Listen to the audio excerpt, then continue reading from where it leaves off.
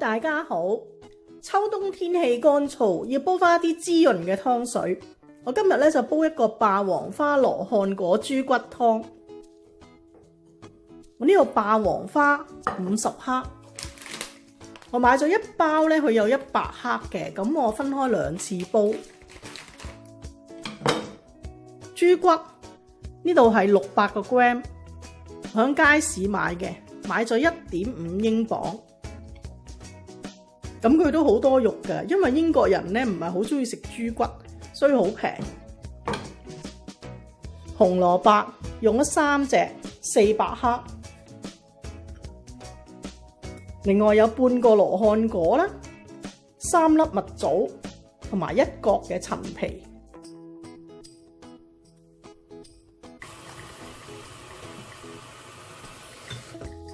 霸王花呢啲花蕊咧，我哋搣走佢。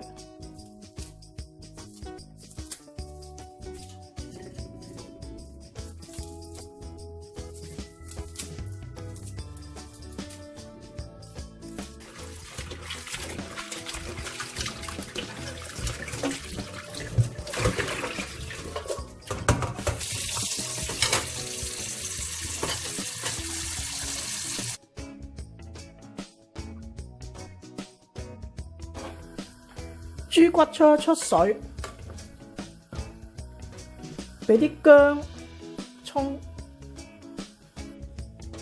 紅蘿蔔煲湯咧，可以洗淨連皮煲都得。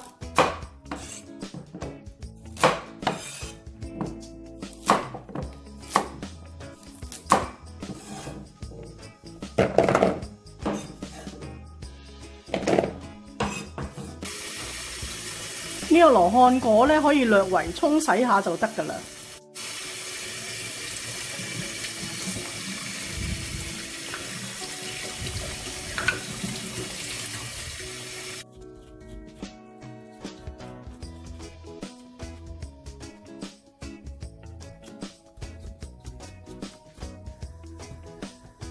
呢個霸王花咧，我浸咗大約20分鐘，咁洗返乾淨。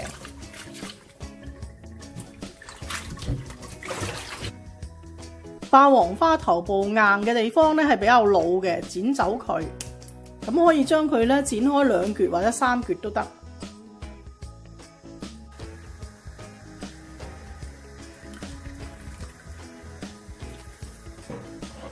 水滾之後咧，就落我哋出過水嘅豬骨、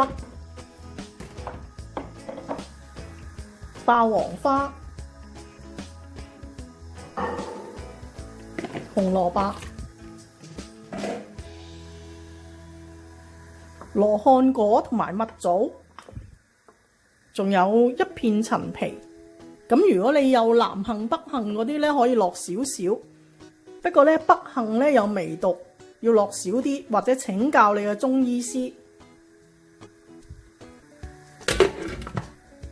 再次滾翻咧，轉小火煲佢1個鐘。咁如果中意飲老火湯嘅咧，可以煲佢個半鐘或者2個鐘嘅。但係如果有痛風嘅朋友咧，就唔好飲咁多老火湯。咁呢個湯咧係潤肺止咳啦，老少咸宜，但係孕婦咧就唔適合嘅。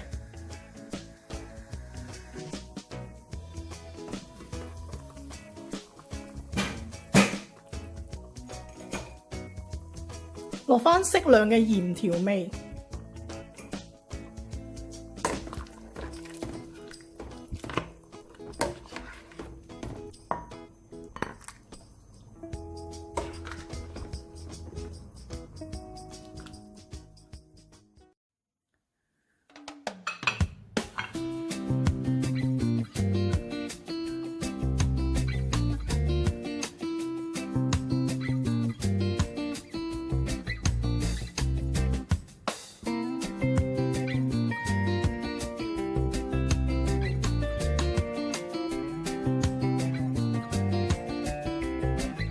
等我試一試味先。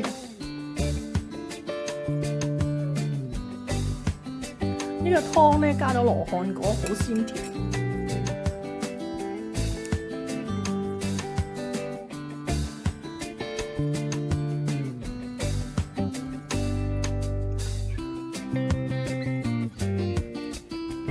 好滑啊！呢個霸王花。